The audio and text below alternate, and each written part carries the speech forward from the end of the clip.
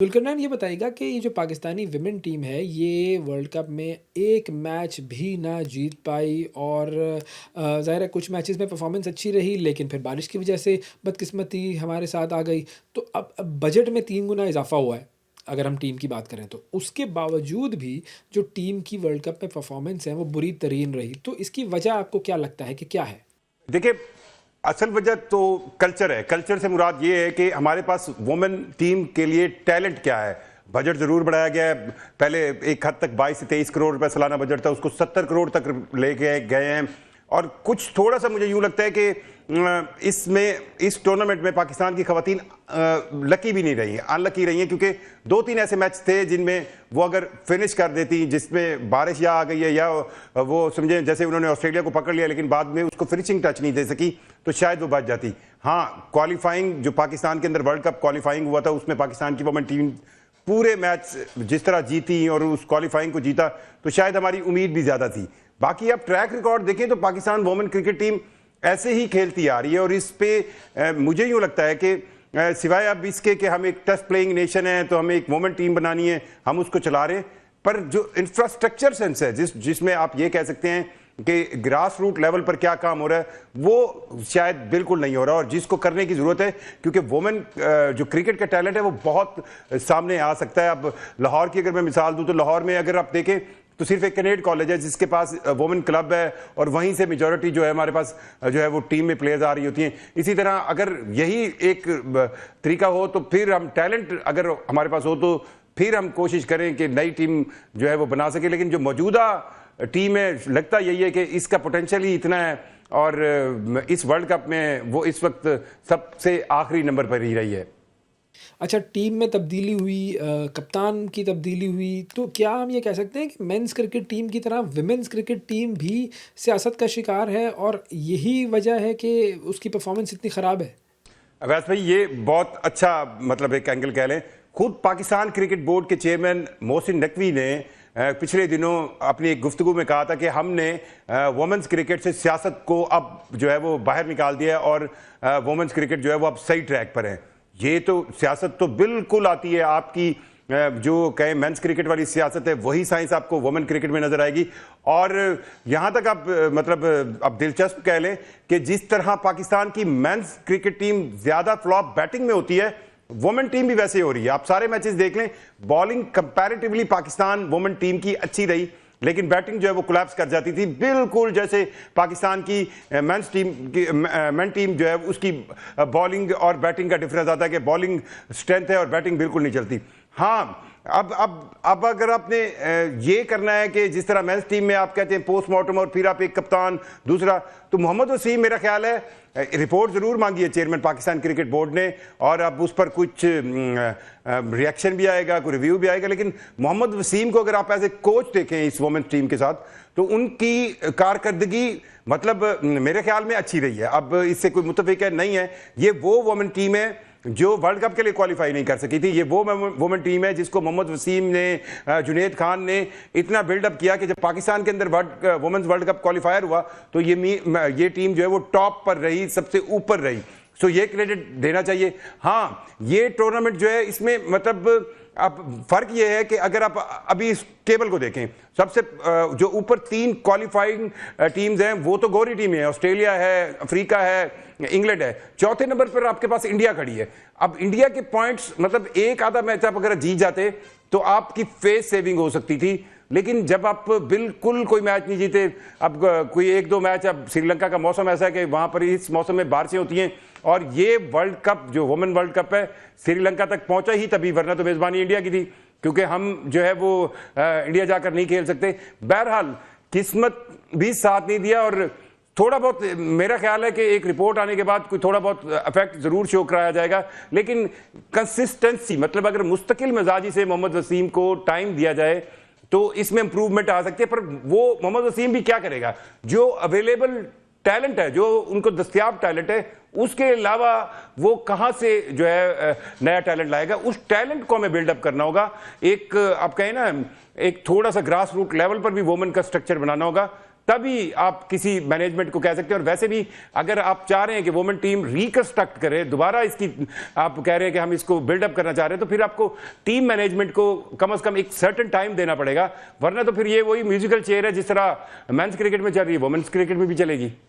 अच्छा, अगर हम बोर्ड की बात करें तो बोर्ड में ब्यूरोक्रेसी को भर देना, यानी मतलब जो क्रिकेट प्रोफेशनल्स हैं उनकी जगह ब्यूरोक्रेट्स मामलात संभाल रहे हैं, तो इससे क्रिकेट को कितना नुकसान पहुंच रहा है? अब ये एक अवैस भाई एक और अलमिया है। मतलब पाकिस्तान क्रिकेट बोर्ड के अंदर इस वक्त ब्यूरोक्रेसी मतलब हर लिहाज से भरी हुई है। अब जो वुमेन्स क्रिकेट की सरबराह हैं वो भी, उनकी भी क्वालिफिकेशन क्या है, वो क्रिकेटर नहीं है, वो जो है वो ब्यूरोक्रेट है। सो अब इस चीज को कहीं ना कहीं टैकल करने की कोशिश की जा रही है कहीं। मतलब पिछले दिनों हमने ये बात सुनी कि जी डायरेक्टर इंटरनेशनल क्रिकेट जो है उस्मान वाला को हटाकर जो है वो मिसबाहुल हक को लगाया जाएगा। मिसबाहुल हक की अपनी जो क्वालिफिकेशन है वो MBA भी है। सो इस तरह की तो कोई बात शायद पहली बार एक्सपेरिमेंट हो, पर जो मौजूदा क्रिकेट बोर्ड है या पिछले भी बोर्ड रहे, आप ये देख लीजिएगा कि नॉन क्रिकेटिंग पर्सनैलिटीज को, जिनका क्रिकेटिंग कोई एक्सपीरियंस नहीं होता, उनको लाया जाता है। अब ये एक स्ट्रक्चर है, कल्चर है पाकिस्तान का कि इस तरह के स्ट्रक्चर में जो है वो लोग ऑब्लाइज होते हैं। अब सवाल ये पैदा होता है कि अगर ये मौजूदा जो एडमिनिस्ट्रेशन आई है, जिस तरह ब्यूरोक्रेट, मतलब मैं आपको कहूँ कि वुमेन क्रिकेट की सरबराह जो है वो ब्यूरोक्रेट है, तो उनको फिर थोड़ा सा शो तो करना चाहिए ना कि उन्होंने जब उन्हें बजटिंग जो है उनकी उम्मीद से भी ज्यादा मिल गई, उनको पास सबसे किसी भी खेल के अंदर जो आप कहते हैं ना बेहतरी आती है, वो सिर्फ उस वजह से आती है कि आप अर्न क्या कर रहे हैं, कमा क्या रहे हैं। सो वुमेन क्रिकेट में तो पहली बार आपने सेंट्रल कॉन्ट्रैक्ट दे दिए। सो बेसिकली जरूरत यह है कि जो टीम मैनेजमेंट है, हायर लेवल पर टीम मैनेजमेंट है, उसको एक सर्टेन टाइम दिया जाए, अभी बिल्कुल ना हटाया जाए, और साथ साथ ये शो कराया जाए कि आप कोई ऐसा सिस्टम बना रहे हैं जो नीचे से प्लेयर्स जो है वो ऊपर लाए और आपके पास एक अवेलेबल जो लॉट है वो बढ़ती जाए। उस तरह की कोई तब्दीली अभी तक नजर नहीं आई। आप देखते हैं कि शायद इस वुमेन्स वर्ल्ड कप के बाद कुछ पॉजिटिविटी नजर आए, लेकिन अब तक यही लग रहा है कि एक रिपोर्ट मांगी जाएगी और उस रिपोर्ट के बाद जो है शायद किसी एक आधे को उड़ाकर जो है हिसाब किताब पूरा कर लिया जाएगा।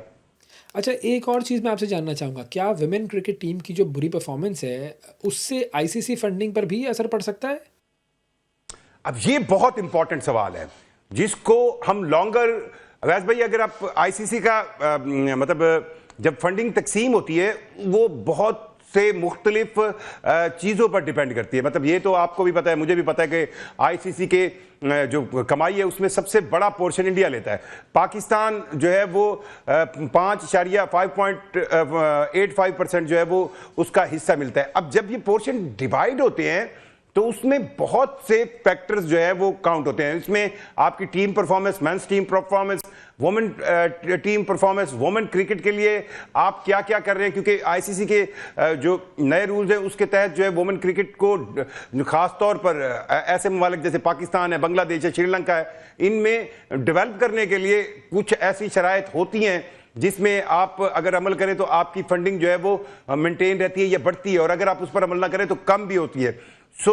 वुमेन टीम की परफॉर्मेंस अल्टीमेटली एक, आप कहें अगर आप इसको बेहतर नहीं बनाएंगे तो आने वाले दिनों में आपका वो जो ICC से मिलने वाला हिस्सा है वो रिड्यूस होगा। सो ये जहन में रखें कि अगर वुमेन क्रिकेट पर आप इन्वेस्ट करेंगे तो आपको वापस इन्वेस्टमेंट भी मिलेगी। मतलब कोई अगर ये सोच रहा है कि यार आपने 24, 25, 30 करोड़ रुपए वाले बजट को बढ़ा के 70 करोड़ रुपए कर दिया, तो आप ये जहन में रखें कि अगर ये टीम परफॉर्म करे, अभी ये वर्ल्ड कप था, अगर ये टीम 2 मैच जीत जाती और टॉप 4 की रैंकिंग में कहीं आ जाती तो आप एक बहुत बेहतरीन अंदाज में जाते, और जो आपने 40, 50 या 30 करोड़ रुपए बढ़ाए हैं उससे भी डबल आपको इन सेंस ऑफ फंडिंग वापस मिल जाता। सो अगर हम वुमेन क्रिकेट के स्ट्रक्चर पर इन्वेस्ट करेंगे तो उससे हमें और फंडिंग मिलेगी, और अगर हमारी वुमेन टीम की परफॉर्मेंस नीचे जाती रहेगी तो उससे आपकी फंडिंग कम होने का भी फॉर्मूला मौजूद है। और इसको किसी न किसी लिहाज से पाकिस्तान क्रिकेट बोर्ड के अंदर बैठे हुए दरखेज दिमागों को भी सोचना चाहिए कि वो किस लिहाज से वुमेन टीम को डेवलप करें कि इस टीम पर लगाए गए पैसे इसी के जरिए वापस आ जाए और अगर ये परफॉर्म नहीं करेगी तो जाहिर बात है आप और मैं दोनों सब जो है क्रिकेट को प्यार करने वाले हैं, क्रिकेटिंग नेशन है, तो हम तो चाहेंगे कि मैदान में पाकिस्तान के अगर नौजवान खेल रहे हैं क्रिकेट के मैदान में तो खवातीन भी खेलें और वो भी परफॉर्म करें और वो भी जीत के आए। हम ये तो नहीं चाहेंगे ना कि पाकिस्तान की वुमेन टीम हमेशा ही 8वें में से 8वें नंबर पर रहे। सो इस लिहाज से पाकिस्तान क्रिकेट बोर्ड को एक स्ट्रक्चर बिल्डअप करना चाहिए और इसके अंदर पाकिस्तान क्रिकेट बोर्ड की अपनी इन्वेस्टमेंट से कोई ज्यादा नहीं होगी, बल्कि उनको इनहांस आईसीसी से फंडिंग जो है मैसर होगी। जुल्करनैन, ये मुझे बताइएगा कि पाकिस्तान की जो ख़वातीन हैं जो क्रिकेट खेल रही हैं उनमें कुछ बड़ी अच्छी ख़वातीन भी हैं, बड़ी अच्छी परफॉर्मेंसेस उनकी तरफ से सामने आई हैं, तो ये जो विमेन खिलाड़ी हैं ये गैर मुल्की लीग्स क्यों नहीं खेलती हैं और इस हवाले से बेहतरी के लिए क्या इकदाम किए जा सकते हैं? ये सबसे इंपॉर्टेंट चीज अवैस भाई, इसको यूं देखें, अगर आप इसको उल्टा देखें, अगर हमारी वुमेन क्रिकेट टीम को आप सबसे जो दूसरा बड़ा मसला है वो एक्सपोजर है, हमें एक्सपोजर हमारी खवातीन को मिल नहीं रहा, वो इंटरनेशनल इतने विजिट नहीं कर रही। अब अगर आपको एक विजिट अपनी टीम को कहीं करवाना है तो उस पर कितना खर्चा आएगा, और फिर मेंस टीम कहीं जाती है तो मेजबान टीम को कमाई होती है, मेजबान बोर्ड को वो आपको बड़ा बुलाते हैं, इस तरह आपके पास कोई टीम आती है तो आपको कमाई होती है। अब वुमेन क्रिकेट के अंदर कमाई नहीं होती। जो असल चीज है, अगर आपको दूसरी लीग्स में मौका नहीं मिल रहा तो जो पाकिस्तान सुपर लीग है इसके भी अगर आप पूरा चार्टर पढ़ें तो इसमें भी वुमेन टीम्स की डेवलपमेंट है। तो चाहिए तो ये कि अगर आप वुमेन क्रिकेट को बिल्डअप करना चाहते हैं तो जितनी भी फ्रेंचाइजीज हैं उनको आप लाजमी कहें कि वो एक वुमेन टीम बनाएं, और वुमेन प्लेयर्स जो दुनिया भर से आप बुलाएं वो इतनी महंगी भी नहीं होंगी, और पीएसएल के बजट से ही एक ऐसी लीग बिल्डअप की जा सकती है जिसके अंदर आपकी वुमेन्स को international Australian, English, South African women's के साथ खेलने का भी मौका मिलेगा। और जब आप उनको अपनी लीग्स में बुलाएंगे तो अल्टीमेटली आपकी प्लेयर्स निकल के आएंगी तो वो भी उस लीग में जाएंगी। सो मैं तो जो आपने अवैस भाई सवाल उठाया इसको इस तरह करता हूं कि क्यों आप पाकिस्तान के अंदर एक ऐसी वुमेन लीग शुरू करें जिसमें आप गैर मुल्की प्लेयर्स को बुलाएं, यहाँ की वुमेन्स को एक्सपोजर हो, एक मेला भी लगे, और फिर जो पाकिस्तानी लोकल लड़कियों को इंटरनेशनल के साथ ड्रेसिंग रूम शेयर करने को मिले, उनको सेंस आए, उनको उनकी फिटनेस सेंस पता चले, वो किस तरह की डाइटरी यूज कर रही है, किस तरह वो अपने आप को खेल के साथ मुताबिकत में ला रही हैं। सो ये चीजें जब बिल्डअप होंगी और अगर आपके लोकल जब कोई लीग होगी जिसमें 7 अच्छी टीमों की वुमेन प्लेयर्स खेल रही होंगी और आपकी प्लेयर्स जब उभर के आएंगी तो नो डाउट कि उनको वेस्ट के अंदर भी एक ओबलाइजिंग मिलेगी, उनको बुलाया जाएगा। सो अब ये इंतजार करना कि वो हमें क्यों नहीं बुला रहे, हमें अपनी प्लेयर्स को एक्सपोजर देने के लिए एक लोकल लीग सेंस में पीएसएल के साथ जो है इस तरह का एक एक्सपेरिमेंट करना चाहिए, और उससे आप देखिएगा कि पाकिस्तान के अंदर वुमेन क्रिकेट का टैलेंट जो है वो बहुत मतलब एक बहुत तेजी से जो है वो निखर कर सामने आएगा, और हमारे पास एक बहुत बड़ी लॉट आ सकती है वुमेन क्रिकेटर्स की। इतना बड़ा मुल्क है, हम 24-25 करोड़ की आबादी है, और आज के दौर में पाकिस्तान के अंदर लड़कियां खेलना चाहती हैं, तो उनको अगर पैटर्नाइज कर दें, उनको चैनलाइज कर दें तो हमें बहुत अच्छे रिजल्ट मिलेंगे।